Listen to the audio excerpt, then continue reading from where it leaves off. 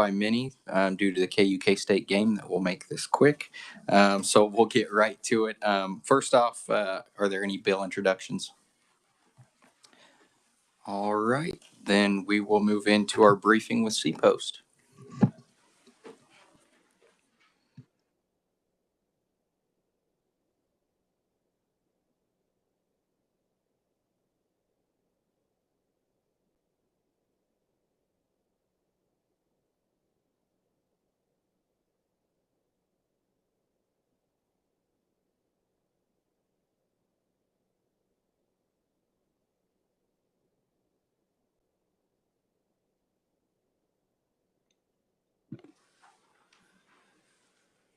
I'll go ahead and begin. I know that each of you has a copy of my written PowerPoint. We'll start with that, and then hopefully for our viewers viewing online, we can put that up for them. First of all, my name is Doug Schrader. I'm the Executive Director of the Kansas Commission on Peace Officer Standards and Training. I've been in that role for approximately a year and a half now, after 20 years as a police chief here in Kansas. My goal here today is to give a 15-20 minute overview of what the CPost does, and certainly stay for any questions. However, if you develop any while I'm speaking, please, it won't interrupt me. Go ahead and ask. Second slide shows that our mission statement is that we are committed to adopt and enforce rules and regulations that are necessary to ensure law enforcement officers are adequately trained and certified. And we go about accomplishing that mission in several different ways. Basics, what is Kansas CPost? We are a regulatory agency of Kansas law enforcement officers. Our authority is derived from Kansas Statute 745601 and subsequent statutes. We issue law enforcement officers certifications. We maintain a central registry that includes all officers' employment history and in-service training history. We serve as a resource to prevent the wandering officer. We investigate Kansas Law Enforcement Training Act violations and take certification actions as are appropriate. What we do not do is also very much important. We do not exercise authority over non-certified law enforcement officers, such as Kansas Department of Corrections officers, also most jail deputies and or reserve or volunteer officers. We are made up of 12 commission members. That is set by statute to be the director of the Kansas Bureau of Investigation, the superintendent of the Highway Patrol. There are 3 sheriffs in Kansas that are commissioners, all of different varying size populations. There are also 3 police chiefs, one from Class A, one or Class 1, Class 2, and Class 3 cities. There is 1 officer that is recommended or nominated rather by the Kansas Peace Officers Association, 1 officer nominated by the Fraternal of Police per nomination, and 1 county or district attorney also are nominated by their association. And then finally, and most importantly, our chairperson is a layperson that is not in or affiliated with law enforcement. And currently our chair is Brandon Johnson, also a city commissioner for the city of Wichita. So our staff, we're a relatively small agency. We only have 8 employees based out of Wichita. Try and get you caught up there. KCPost staff and funding is what's at the top. First of all, there's myself as the executive director. We have legal counsel on staff. We have 3 investigators. Only 1 of those investigators is full-time. The other 2 are part-time. A central registry manager, an office support specialist, and a senior administrative assistant makes up our staff, officed out of Wichita. We are not funded by the general fund. Rather, we are fee funded. $5 from every municipal court docket or citation that is written goes to a fund that supplies our budget. There are a couple of areas, we'll skip that slide and go to the next one. There's a couple areas of annual law enforcement training requirements. First of all law enforcement officers in Kansas must have 40 hours of continuing education every year. Those hours have to include a mandatory firearms proficiency. They must demonstrate that annually. And then the only other mandated area is on bias-based policing. Our agency, per the statutes, department heads, sheriffs, and chiefs, directors must submit to us anytime they have a change in employment of an officer. So anytime they hire or terminate or separate from employment within 30 days, they send us a form. This is a copy of the termination and separation form. I show this today because this is probably about 80% of the referrals to us for investigation purposes. The law enforcement agency likely has already taken employment action due to a bad act of a police officer. And so you can see on our form, there's a lot of area for narrative. There's also a checkbox to help narrow down exactly what we're looking at, and 3 different areas in which they can leave employment, either voluntarily or resigned under questionable circumstances, or the third one, termination.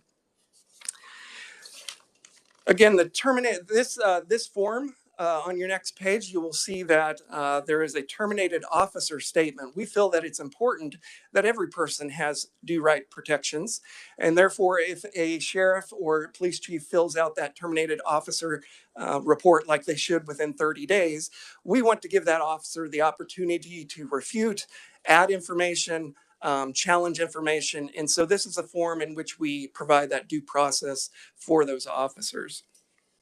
Let's switch gears just a little bit to the Kansas Law Enforcement Training Act violations and talk about our investigations. There are several violations that we look at. First of all, the commission has several actions that they could take per violation.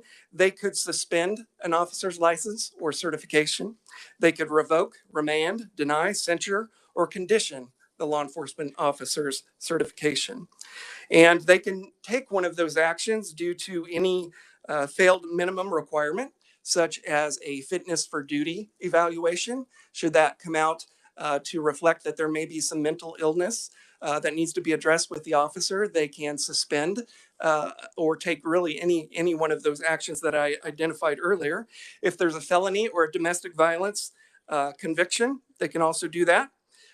If they submit false documents or fail to obtain certification, the commission can take action. If they provide false information or fail to cooperate with the Kansas City Post investigation, again, the commission can take action. Failing to complete those 40 hours of annual in-service training could also lead to action. If they engage in conduct that constitutes a felony, a misdemeanor crime of domestic violence, or one of 58 identified misdemeanors, our commission can take action. Posts across the country are very different. The Kansas Post, and you compare it to any other post, we are just very different. A lot of states, I'll start out with the federal government, doesn't have an ability to regulate the certifications of federal law enforcement officers. Other states, it takes a court conviction to take any certification action. Here in Kansas, we go by conduct. So if the conduct itself is a violation of anything that I've talked about previously or about to talk about, they can take action. It does not take a court conviction for our agency to take action against their certification. Further on, the use of any racial or bias-based policing is prohibited, and if demonstrated, our office can take action. And then finally, engaging in unprofessional conduct as defined by the regulation there, 106.2-3. If you looked at a flow chart of our investigations on the next slide, you'll see that we present all cases to a small subcommittee of our commissioners. I do not close any cases. Our legal counsel does not close any cases. We present all those cases to 3 members of the commission. They decide at that point whether they're going to take action. And so if it constitutes a potential action, we go ahead and pitch those to those 3 members. They then decide whether they are going to take action. If they do, they issue a summary order. If they do not, simply the case is done at that point. If a summary order is issued and the officer wants to contest it, they may request a hearing. The hearing rules fall under the Kansas Administrative Procedures Act, and they are afforded their own representation at that time if they wish. If the hearing is overturned, it is also, the case is done. If it is affirmed, the accused then has one more option to appeal it to a district court in Kansas. So that's the anatomy of what our investigations, administrative investigations, look like. So I would say on the next page, I'll show you a few statistics, next two slides, I guess, a few statistics. We are an active agency, very active agency. Between 2012 and 2020, you can see that we pulled stats from our agency and compared them to a few other states. We had about 8,600 officers in Kansas during this time frame. We took 371 commission or certification actions in that 8-year period. Compared to Minnesota, that has several thousand more officers than we do, they took 33, or roughly 10% of the officers or actions against officers. Now, to those that would only hear that statistic from me, they may think, well, Kansas only hires bad officers, so they have to take those actions. I would say quite the opposite. We have a good vetting process, and we don't put up with a whole lot.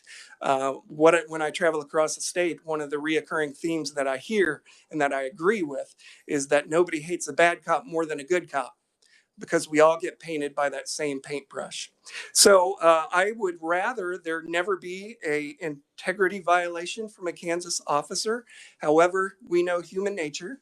And so my second best outcome would be that we find out about those integrity violations and we handle them accordingly. On the next page, you'll see a couple of yearly statistics. I would just highlight on this, the investigations. We average about 160 to 170 complaints that we investigate. Those do come from different areas. Probably about 80% come from the officer or from the department's termination report. We also scour the media. There's a number of good media outlets out there that compare the incarceration rate to the officers, the department's rosters, and those hit the news pretty quickly. We also have a form on our website that any citizen or any officer that views something that could be a violation of the Training Act, that any citizen can submit those to us, either via that form, email, and of course our phone number. Of those about 160, 170 complaints that get pitched to the subcommittee, about 50 to 60 on average complaints result in actions against the officer. All right, and then the final slide that I have for you today is just some more information. Should you want to gather some more information on our agency, I would refer you to our website. There you can find central registry forms. You can find the Kansas Law Enforcement Training Act in its entirety, our Kansas administrative rules and regulations, in-service training guidelines, and monthly spotlight for subscribers. It's something that we started about a year ago to raise awareness. Anybody, citizen, media, activist, officer can sign up for those monthly spotlights. We'll take one topic and kind of dissect it, get into the weeds on it, and help educate and raise awareness. We, on our website, you'll also find something that's called the Integrity Bulletin.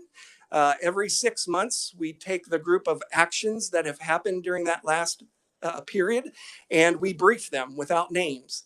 And then we send it out to our law enforcement agencies. You here in the legislature may have received that in the past as well.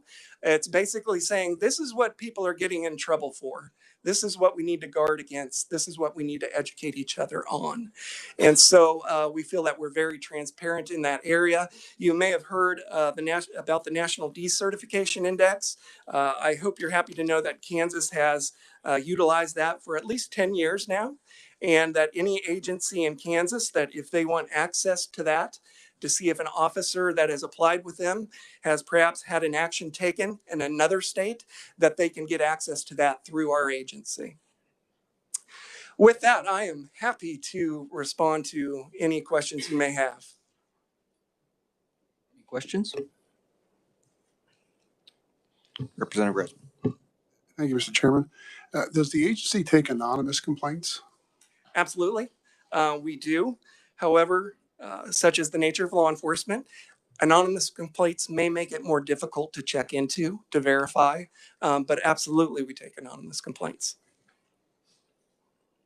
Anything else? Representative Delperdang. Thank you, Mr. Chairman. Actually, I got to give a talk at Gary Steve's retirement party. I'm assuming you're the one that replaced him then. So Yes, sir. welcome aboard. Thank you. Just kind of curious, we got KDOC people sitting here too. Does CPost do anything with certification on the KDOC side of the house? So only, not most people, but here within the last year, they have had a couple of investigators get commissioned in Kansas law enforcement. Are we talking less than a dozen by now? 10? About 10. So although my slide says we don't cover them, we don't cover 99% of them, Right. but those 10 we do. So those are the ones that are now carrying firearms and so forth. That's what I thought. So, okay. And then, so I assume all the training standards and everything, the continuing CEs, if you would, apply there. Correct. Don't want you to get into any detail. I'm just curious if there's any update on the roller skating incident in Wichita. Not that I've heard. No, I believe it's still you're probably an internal. limited on what you can say, but Yeah, when, believe it's when still. do you think we'll hear something more on that? Ooh, I don't know. We want to empower agencies to do their own internal investigations, and we don't want to interfere with that until they're done with it. Also, that's also a good question to segue into.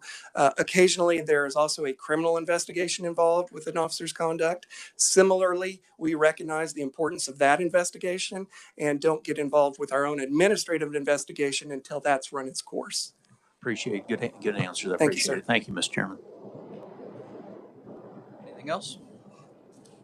Representative Carr. Thank you, Mr. Chair.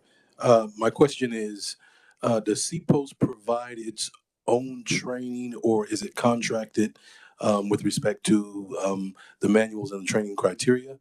Is that something that you contract out, or has it been created internally? It's actually a separate entity here in Kansas. Some states, as I said, posts are different. So their training academy and their post is the same entity. In Kansas, we are split. I would call it my sister agency is the Kansas Law Enforcement Training Center. Director Darren Beck. It is situated just south of Hutchinson, and they have several satellite academies, such as Wichita Sedgwick County has a satellite academy, Topeka, Kansas City, Johnson County, Lawrence. I may have left somebody out there, but it is there. They are the ones tasked with providing the training. They answer to that same 12-member commission that I do. So when they have a training, a change in training, a change in either philosophy or the curriculum, they would then run that past those same 12 commissioners that I detailed that I answer to as well. So they're a sister agency. Yes, sir. All right. Well, thank you very much for your testimony today. It's always fun to have local folks in Topeka. Yes, sir. Thank you, Chair Anderson. We will move on to Secretary Zamuda.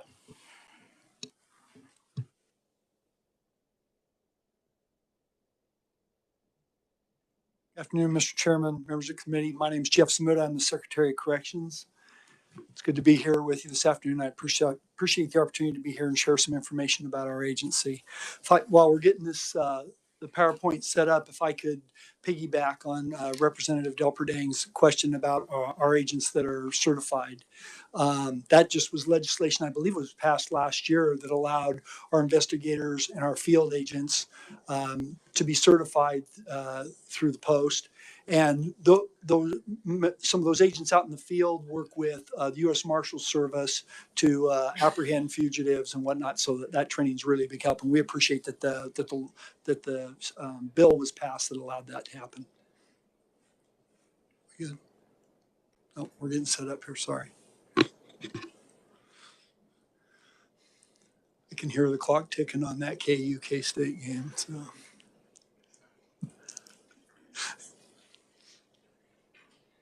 Representative Delperdang. just thought I'd make a comment while he's still working on that. But no, I think we ran that through the corrections committee 4 years ago, trying to get the officers, if it's commissioned or whatever you want to put for the term there. So I'm glad to hear that it is out. I wasn't sure if it fell under C-Post or not. So that's good to know. So it's a standard as far as the training and stuff. It is, and it's good. It's good for our people that are out in those positions. Now we do that at very small numbers, but it's helpful. Has it worked out? Excuse me. Has it worked out well? I mean, are you looking to increase it? I know you got 10 today. Is that where you're wanting to be, or? Yeah, Representative. We have we have probably 40 agents statewide, and so over time we'll probably get all of them certified over time. Excellent. Yeah. Thank you.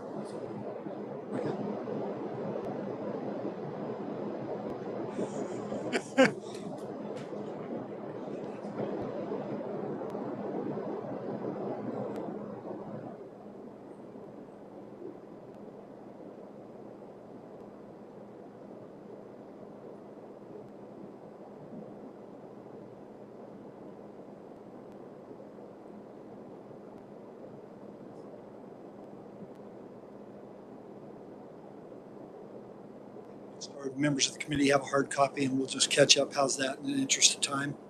So for the agenda, Mr. Chairman, members, I'm going to talk about workforce retention and initiatives, proposed budget enhancements and capital improvement projects, and then just some general agency updates. Talk a little bit about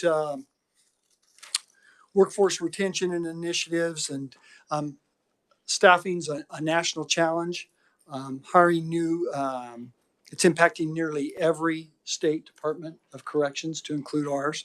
Nearly everyone is faced with unprecedented difficulty in both recruiting new staff and retaining existing staff. Not just us, it is a national phenomenon. Challenges in corrections, there's a number that are always present, and then we have some new challenges. Again, recruiting and retaining members of the workforce challenging for nearly every employer. Maintaining a workforce in this field due to the risk associated with work and the 24/7 work schedules, demands on employees both physically, emotionally, and mentally are taxing, make it difficult. What we hear most from our workforce is that the work does not offer choices that more and more employees want regarding like flexible work schedules, remote work, and that simply isn't something that we're able to offer when folks are working in a correctional facility. Slide 6, neighboring state DOCs is the header. And this slide reflects some actions taken in a couple of our neighboring states, specifically Colorado and Nebraska Department of Corrections. State of Nebraska is an interesting example because one, they're our neighbor, and because they're having more success than most at reducing their vacancies. They put quite a little money towards hiring new staff and have reduced their vacancies dramatically. Another challenge that we have is under current Kansas law, bonuses for new hires, retention, commuting to work sites or relocations are tools that we currently don't have. The current statute that governs bonuses for state employees is very restrictive, and I believe that the governor is proposing some changes to that statute this year. So we're very supportive of that. Slide 7, 24/7 base pay increases. And I'll just go through the 24/7 plan because I know we have many of you are familiar with it. Some of you may not be. Recap, 24/7 facility pay plan was recommended by Governor Kelly in November of 2021 and subsequently approved by legislative leadership. The plan addressed the needs of multiple state agencies, and for ks.gov was targeted towards our uniform staff, our unit team staff, which work in facilities, and our parole officers. Those staff received adjustments to their base pay, and new juvenile and adult correctional officers became eligible for periodic increases in pay over the first 12 months of employment. If you go to the next slide, and the header is pay differentials, just walk through those differentials quickly to remind everyone. The second component of that 24/7 facility pay plan established new pay differentials for staff assigned to a correctional facility. Differential 1 Each employee assigned to the facility as their official work location receive an additional $1.50 per hour. Differential 2, all uniformed security staff, counselors, and unit team at facilities receive another $2 per hour. Differential 3 primarily affected other agencies, but does apply to one KDOC staff person in a nursing job classification and pays an additional $4.50 per hour. All of our medical staff, save that one person, are through contractors, through our contractor Centurion. And then finally, differential 4, each employee who is eligible for differential 1 and their assigned facility has a 25% or greater vacancy rate receive another $2.50 per hour. KDOC staff who are eligible for differentials 1, 2, and 4 receive a total of an additional $6 per hour on top of their base pay rate. Today, that includes staff at 6 facilities located in El Dorado, Ellsworth, Lansing, Larned, Norton, and the Kansas Juvenile Correctional Complex here in Topeka. The differentials are approved and budgeted as temporary through fiscal year 2023. If you go to slide number 9, impact of the 24/7 facility pay plan. So this graphic illustrates our vacancy trend in the 6 months before and the 12 months after the 24/7 facility pay plan was implemented. The blue columns, vertical columns, are uniformed officer vacancies each week. The gold dotted line is the trend line from July of 2021 through December of 2022. Had no pay plan been approved and this trend continued, we may have seen nearly 900 vacancies by the end of December 2022. Beginning in late January of 2022, the blue columns slowly decrease, but at a rate that is not improving operations or the working environment for staff. Feedback from our staff is that the 24/7 facility pay plan has helped them stay with us because they're earning a good wage. The compensation we offer in the cities, which the work is done compared to other work choices for employment, is contributing to modest improvement in the total number of vacancies. In mid-January of 2021, we had our highest number of vacancies among uniformed staff at 475. And as of December 26, 2022, we had 371 vacancies. So we have made some improvement. Page 10, slide 10, vacancies as of January 2nd of this year. You can see on the slide the average uniform vacancy rate at our adult facilities is 21%.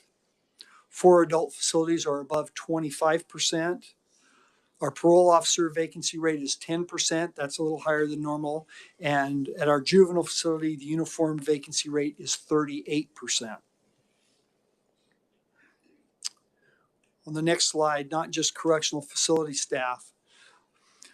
So while uniformed and non-uniform vacancies in our facilities are the greatest in number, the impact of this labor market is felt in nearly every job classification across the Department of Corrections. We have multiple examples of other job types where even after posting as open for a few months, no applications are received or we don't have qualified candidates. And some examples of that would be in our maintenance, our legal department, administrative assistants, and so on. Next slide is about available workers. So what is increasingly clear is we have to become an employer where we can draw employees away from a job that they already have. So some numbers that we look at are the number of individual claimants who are receiving unemployment payments in the counties where our facilities are located. So I know it's hard to read on that map, but that map is provided by the Department of Labor, and it shows by county the number of people that are drawing unemployment claims in those counties. So we look at the counties that are near our correctional facilities to see how many people have actually applied for and drawing unemployment. Just an indicator of how many people might be looking for work or where we're at there. So as an example, at our 4 adult facilities with the highest vacancies, we see very few persons receiving unemployment benefits who live in the county where our facilities are located.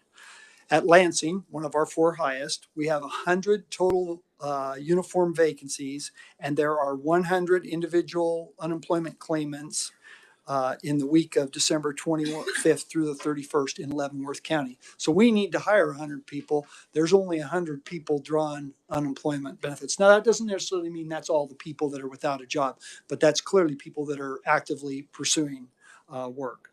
Norton has 60 total vacancies and only 2 individual claimants receiving unemployment insurance in their county, in Norton County. El Dorado has 98 total vacancies, and there are 90 individual claimants receiving payments in Butler County. Larned has 35 total uniform vacancies, and there were no individual claimants drawing unemployment insurance in their county. So we've got to pull people from a job. Next slide is recruiting efforts. You can see a list, the long list of different things that we've done to try to unearth a workforce out there. We've engaged our leaders statewide, our staff from all levels of the agency, and borrowed ideas from other organizations to do everything known to us to connect with persons seeking employment. We continue to explore and welcome potential solutions to our retention and recruitment challenges. Next step in our recruiting and retention. Some of our peers in other state DOCs have worked with firms and specific expertise and with specific expertise in recruiting and retention, resulting in increased applicants, hires, and improved retention. So we've determined that even in spite of all the effort that we've put forth, that we're going to explore that. So we put out an RFP. We have a vendor identified that's has experience in the corrections field. They'll do an assessment of what we're doing well, what we could improve on, and give us some recommendations on maybe how we can attract people and maybe improve our number of vacancies and our number of workers. That's coming soon. But along with recruitment and pay, we also need to increase our focus on employee wellness. You see a list of things on the slide here that reflect the impact that the work that we have, that our work has on our employees. We must provide employees with training and resources to help them with the effects of trauma, stress, overtime, and burnout has on them personally and in the workplace. Wellness for our employees assists them in their professional, personal lives, and equates to better retention rates for our agency. So we're placing a greater emphasis on that going forward. Got some agency updates for you, and I'll try to move through these fairly quickly. So staffed or physical capacity. Historically, when we've talked about incarceration policy, we focused on available physical beds to house residents. Traditionally, it's been, if our capacity was, we had 10,300 beds and we had 10,100 residents, we had a difference. We had a capacity to house 200 more. Well, today we have more beds that we can operate with the available staff. Our numbers are down in our population. We're from a high in 2019 of about 10,100. Today we're at approximately 1,850. So we've dropped about 1,500. The courts slowed down through COVID, a lot of different factors for that. We're starting to see that climb, but still we're about 1,500 less than we were pre-pandemic. But we don't have the staff to staff all those beds. We've shrunk our footprint. We've collapsed a number of housing units so we could redeploy those staff and focus on smaller numbers. So traditionally we've talked about a bed capacity. Now we're talking about what's our capacity to house what number of people based on our staffing.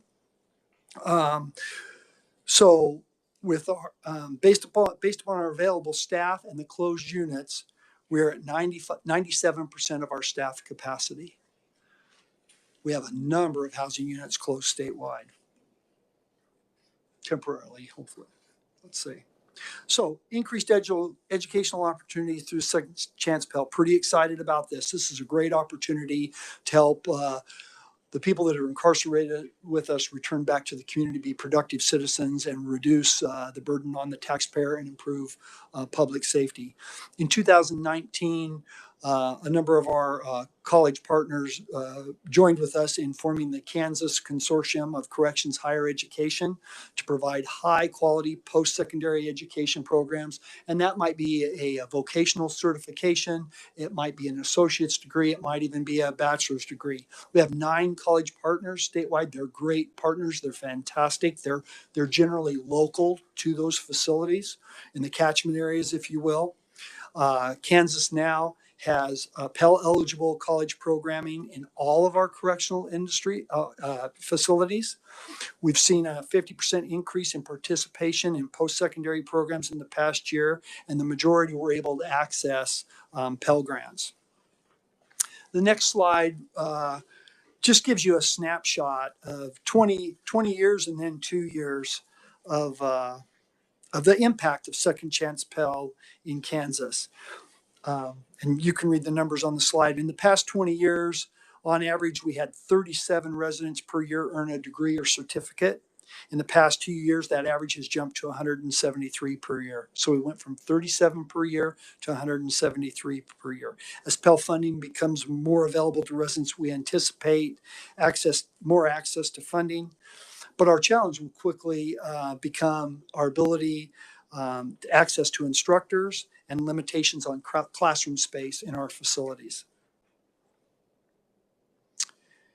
So in 2021, House Bill 2401 was passed authorizing public-private partnerships. And that allows the KDOC to form a 501c3 nonprofit entity and partner with public or private entities, whether it be corporations, foundations, donors, what have you, to build a career campus, to build that space that we need to get more people into education and training.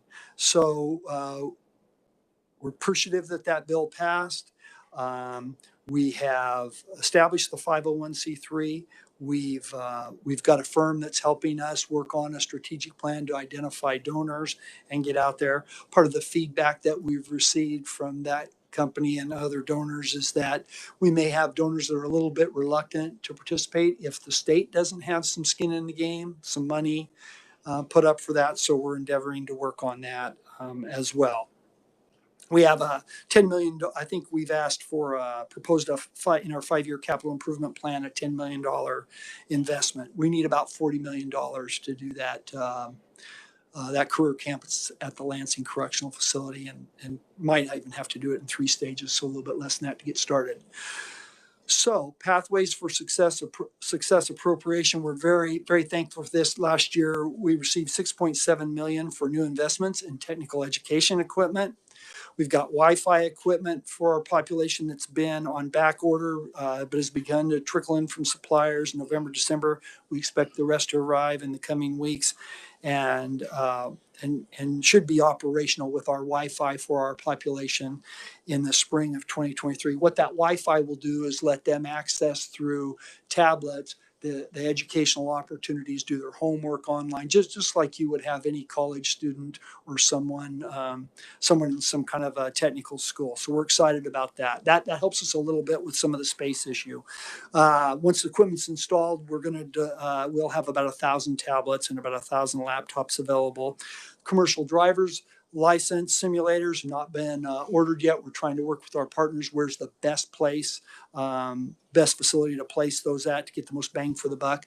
And then we have some virtual welders that have been ordered to expand welding training at our Winfield Correctional Facility. We also have welding programs at Ellsworth and Lansing today. So why put all this effort into education and workforce training? There's many circumstances and resources that factor into the success of a person when they return into the community after being incarcerated. There is no singular factor that supports success more than a job that pays a sustained living wage. No single factor greater than that. We know that those who obtain a job that pays a livable wage upon their return to the community are 1/3 less likely to return to prison. 1/3 less likely to come back. That's a big number. That moves the needle on recidivism. That job helps provide other stabilizing factors such as housing, transportation, services that they need, and then pay the debts, court obligation, child support, etc. So we're looking to put people to work. We have a number of fantastic private industry partners who work with us at each of our 8 adult facilities, 40 private industry partners in addition to our traditional correctional industries program. At the 1st of January, we had nearly 1,400 or 16% of the resident population working in those jobs. From July of 2019 to January 2023, private industry employment opportunities for our residents has increased by 48%, from 937 to 1,387. In fiscal year 2022, those residents earned $27.7 million, income that pays for 25% goes towards housing cost in correctional facilities and is routed to the Kansas Correctional Industries Program for reinvestment back into the program to grow it. Of course, they pay taxes on that money. 10% of that goes to savings, so they have money upon release. They're released to pay deposit on a place to live, transportation, etc. They pay off their court obligations from criminal cases, child support, etc., and then they contribute to the support of their families while incarcerated. Greater emphasis coming on growing that program for us. We have a couple exciting renovation projects underway. For specific use for some very specific populations. So first one is at our Winfield facility. The units at Winfield were designed to be nursing home for the veterans home. That building was going underutilized, so it was transferred to us, and we began some remodel. After completing repairs and rehabilitation, our residents will benefit from this nursing home design. We're going to place a geriatric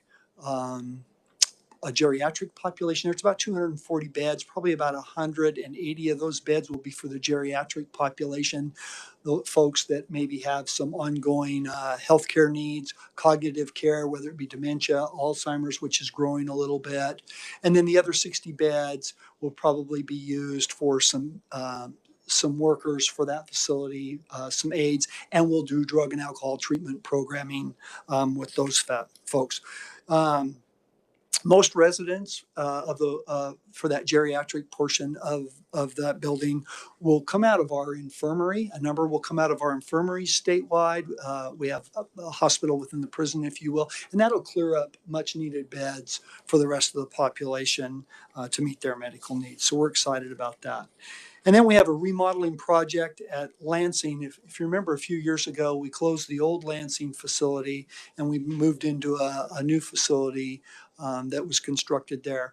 And part of the old Lansing is up on the hill. They used to call it the East Unit.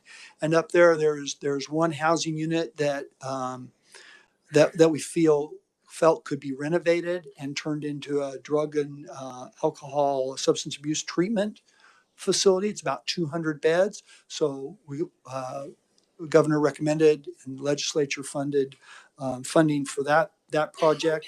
Our goal is to also include a work release component at that facility. Today, we only have one really true work release facility, and it's located in Wichita.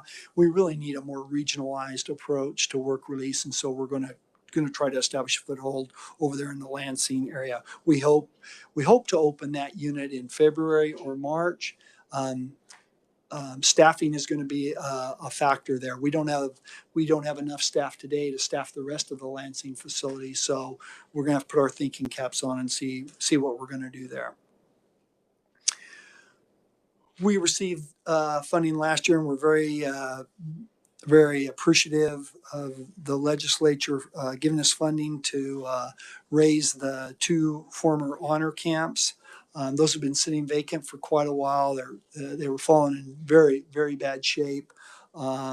At least one of them was on federal land and needed to be taken off and reinvented. The feds were talking to us about that. So those 2 honor camps are located at El Dorado Lake and Toronto Lake, and so that work's underway, and we're thankful we're getting that done. So we have some aging data systems.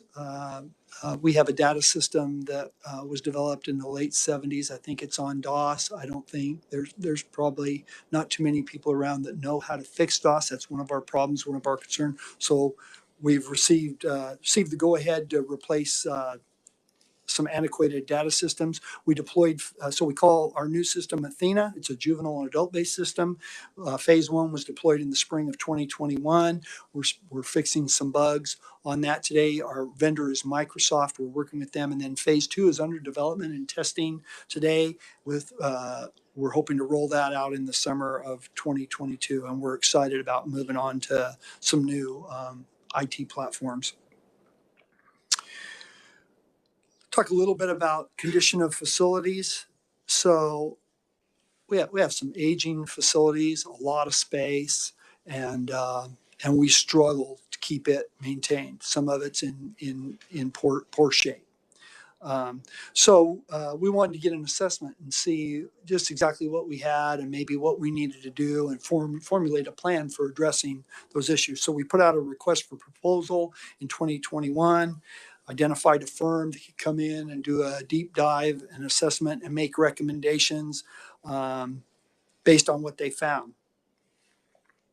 So we have over 3.6 million square feet in 254 buildings that were constructed between 1860 and 2015.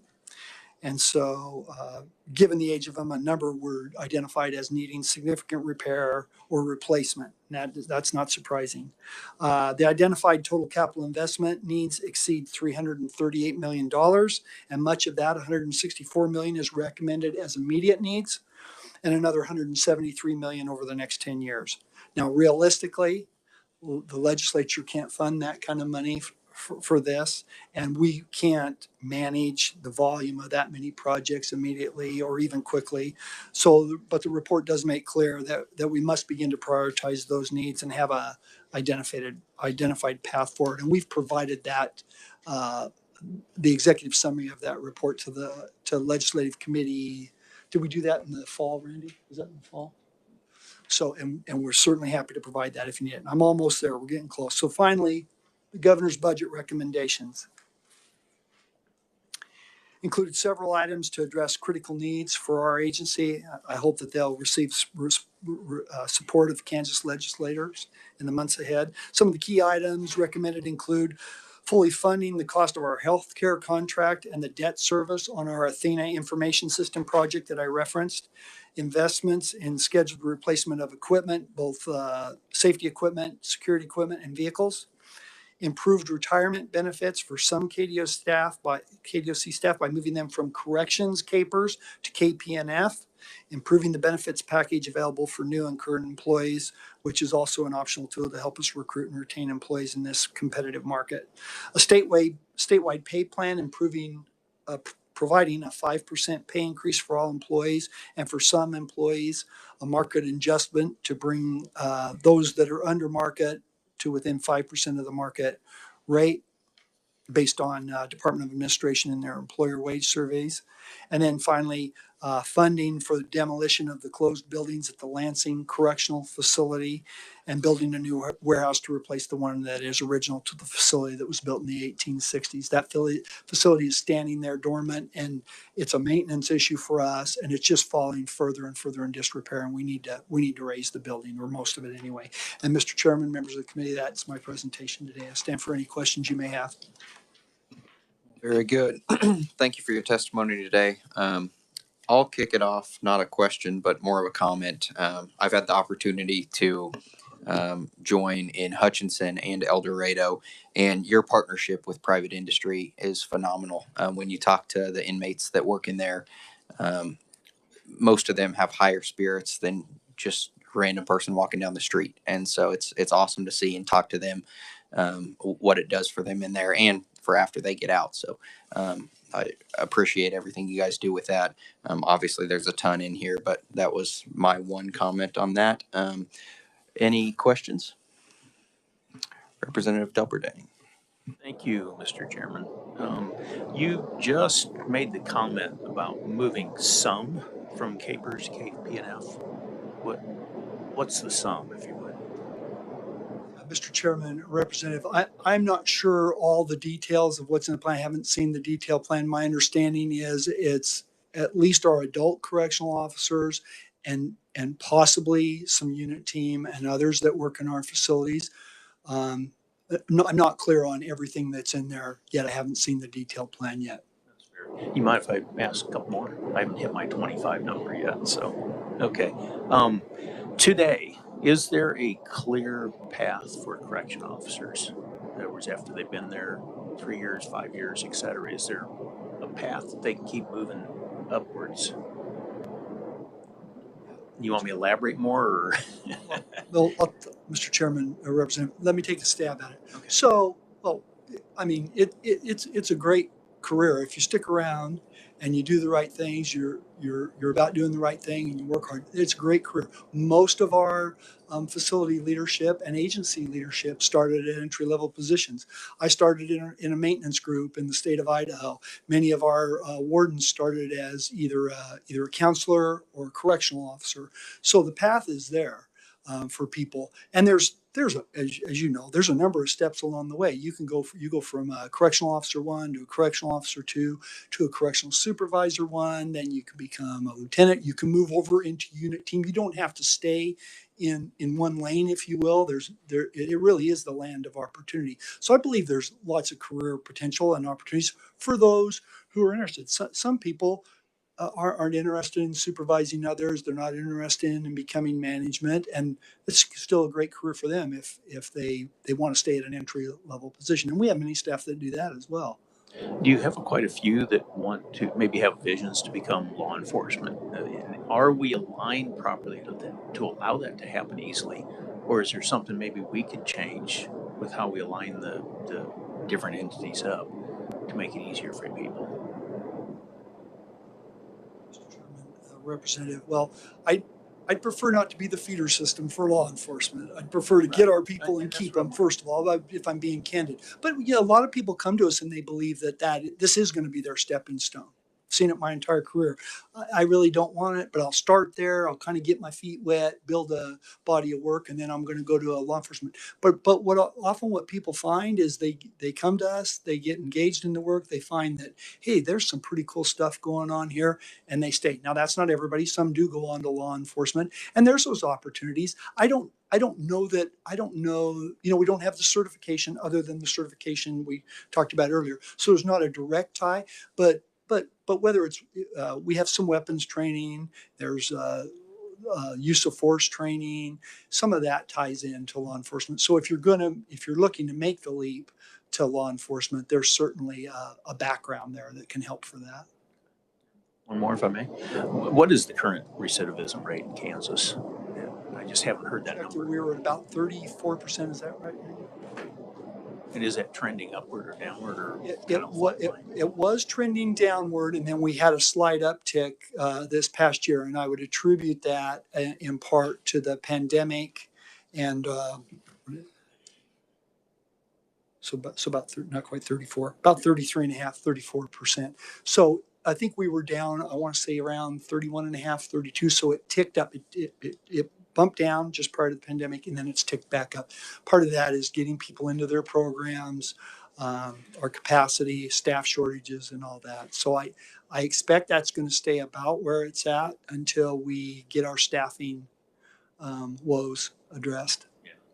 Yeah. Other than that, I appreciate your doors always been open when I had questions, and I appreciate what you're doing. So thank you, Mr. Chair. Representative Weigel. Thank you for your presentation. I have two quick questions. One, the renovation at the Winfield facility, uh, is that pretty much done, or where are we at on that? Yeah, Mr. Chairman, Representative, we're getting pretty close on that. We anticipate we may start placing population in there as early as the latter part of February.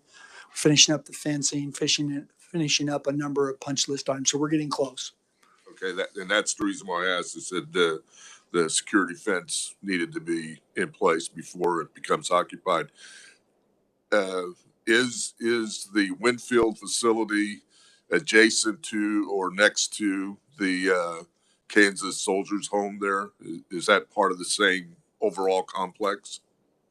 Mr. Chairman, Representative, yes, the Veterans Home is right there, adjacent to our correctional facility. These two buildings are kind of the in-between buildings between them and us. And now those have been turned over to us for renovation. One of the advantages of the project is our our meals for that facility come from the kitchen at the Veterans Home. We have residents that go down there to help prepare the meals, and they're trucked back up to our facility, and we really don't have an adequate kitchen or dining facility up at the correctional site. This project, besides renovation of those units, includes construction of a new kitchen and dining facility. And when that's done, and that'll be done a little later than the housing units, probably March or April, when that building is done, we'll no longer have residents down in the kitchen at the Veterans Home helping make the meals, and we'll no longer have to truck those meals up. So it'll create a little more separation between the two. I know that's, I'm told that's of concern to some family members of our veterans and what. Although I don't believe we've had any problems there, we'll get that separation. That's what I was looking for. Is if there's more or less going to be with the renovations, that going to bring them closer proximity, or is about the same, or? Representative, it'll actually create more separation in that we won't have any population down there. And that fence, even though those buildings are slightly closer, the new buildings that we're going to have are slightly closer to the Veterans Home. With that fence around it, that'll create a buffer. And they're not right there, but they're closer. And second part of the question, I can't remember what were the vacancies total. 440 overall, all of the facilities. But when I looked at that, the top three, which is kind of no surprise, was Lansing, El Dorado, and Norton. Am I right on that? Is that correct? The top three with the most vacancies? Mr. Chairman, Representative, they're in that top four for sure. I don't remember the order right now, and we struggle in those areas. Lansing's a very competitive law enforcement market. Corrections in particular, there's a lot of corrections in that area. El Dorado is competing with probably Wichita market a little bit, and then Norton out in rural Kansas, they struggle with housing. We've had people, the warden tells us that they've had people express interest in relocating to Norton, but they can't find suitable housing. So they haven't been able to hire them. So there's different dynamics in each area of the state, each region, and we're looking for ways to try to overcome. Daycare is an issue in some areas, and just a challenge. With that in mind, and that number of vacancies in those three, is there a updated security or threat assessment inside those facilities because of the reduced staff? I mean, what I'm saying is are they looking for ways to improve security until you get your staffing back up to where it should be? Mr. Chairman, Representative, we're always looking to improve security and safety practices, but probably the principal thing we've done at those facilities, because of their high number of vacancies, we've tried to shrink their population as much as we can. At Lansing, for example, I believe we've taken 800 beds offline, close to 800 beds offline. So if we had and this isn't the right number, but if we had 10 housing units there that we would normally operate, different pods of 120, we've shrunk that. Now maybe we're only operating 7 or 6. We've shrunk that number. So because when you close a housing pod, you don't have to staff it. It's closed, it's locked down. You bring those staff that would normally be there over there just to maintain our security presence. But even at that, people are working a lot of overtime. We have Lansing and El Dorado facilities have been on 12-hour shifts for over 18 months. That's too long. It's way too long. People are fatigued. And then when you get held over on a 12-hour shift, you're working 16 hours. And I encounter many staff that they volunteer, or sometimes they're held over. They'll work 2, 3, 4, 16-hour shifts in a week. That's not good. They're tired of fatiguing. What I worry about beyond their own personal safety is and wellness, because I talk about wellness, is that even our most dedicated staff are going to hit a wall. They're going to hit a wall at some time, and they're sacrificing their personal lives, no time with family. The stress will ultimately. I get concerned that even our best staff and most dedicated will throw their hands up and leave. So we've got to do something about it. 18 months is way too long. 8 months would have been too long. So we're shrinking the footprint. We've moved staff from other facilities temporarily to come help. We do all kinds of creative things to get through the day and to try to make sure that we don't have bad outcomes and or mitigate it to the degree that we can. But we've got to find a solution to our vacancies, and it's got to be soon. All right. Thank you, Mr. Chairman. Representative Hoy. Thank you, Mr. Chair. As part of the last Corrections and Juvenile Justice Oversight Committee meeting, we heard from the community corrections folks. Grateful for the grant opportunities that we funded for FY 22 and 23, but they were concerned that there were unexpended funds based on parameters set, that because the grant funding is supposed to be for wages and reducing caseloads. And so I was wondering if you had an update on that and what we need to look out for as we start working the budget here to make sure that those agencies don't have that they are able to retain their unexpended funds for workforce issues. Maybe they want to increase FTEs if their wages are already competitive. Representative. So I've met with those folks and I've heard the same thing. So a couple things. When the funding that was provided last year, we believe all the language leading up to the bill being passed was that was going to be targeted for pay increases for those folks. I know there's some disagreement about that, but that was our understanding of it. So that when we rolled out those grants, it was very specific to pay increases, not for additional staff. And so we're in early into this year of that funding. Last year, there was just a little bit of that funding. We don't know what the leftover funds are going to be from that. So there might be an opportunity to have some dialogue with legislators about, if there is some funding left over, how could that best be deployed? The other revenue stream that they have, the other previous grants that they had, we're looking at ways to offer additional opportunities for them to apply. So there's unexpended funds, we're getting close to the year, and they can apply again and say, okay, there's this much, I have an opportunity to get this much more, and keep it coming back at them to the greatest degree possible. Representative Carr. Thank you, Mr. Chair. I've got one direct question and then one generalized question. Would we not expect the reduction in the recidivism rate to create a situation where we would not have as many people to house? I mean, am I looking at this differently, or should that not be a direct effect of those programs that we've implemented? Am I correct in that assumption? Mr. Chairman, Representative, when that recidivism rate goes up, like when it goes from 32 to 34%, that means more people are coming back within 3 years of release. Right. So that means more beds.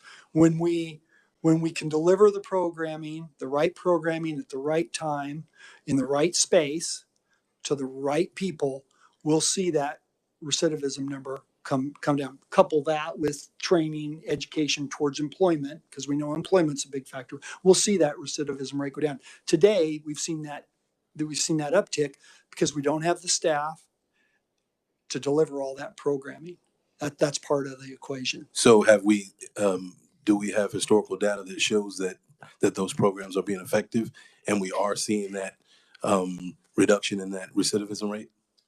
Yes. Yeah, Mr. Chairman, Representative, yes, we saw that it went down. Now it's gone back up. It's gone back up. But all those programs are programs developed by the University of Cincinnati, and they are all evidence-based. They've done empirical studies on it and showed that they work. So it's all evidence-based programming. All the stuff that we would that has the impact. We do some other things, but we do evidence-based programming. And I've got another question. You spoke briefly about the Athena data system, the implementation of that for adult as well as juvenile. And my question was, I heard you speak about the renovation of some of the adult facilities. Would this be an assignment of the Department of Corrections to renovate those juvenile facilities as well? Would they fall under this? And if so, are we looking at possibly creating? I know that we no longer have the, for instance, just outside Wichita, we had the Boys Ranch that was there, and that's since been demolished. Are we looking at the possibility of replacing that with something, possibly using one of these other facilities that are now being renovated for those juveniles, or is that even in the scope of what you've been doing? Mr. Chairman, Representative, I hope I can remember everything you asked. If I don't, you repeat it back to me.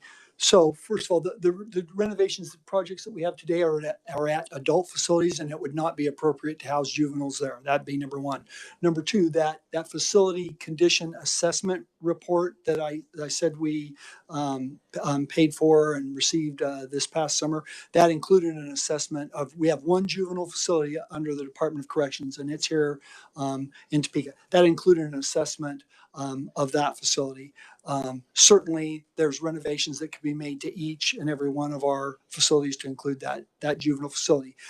Lastly, there was a study conducted last year. The legislature funded a study to look into the concept of regional juvenile facilities, placing them regionally, keep kids closer to home.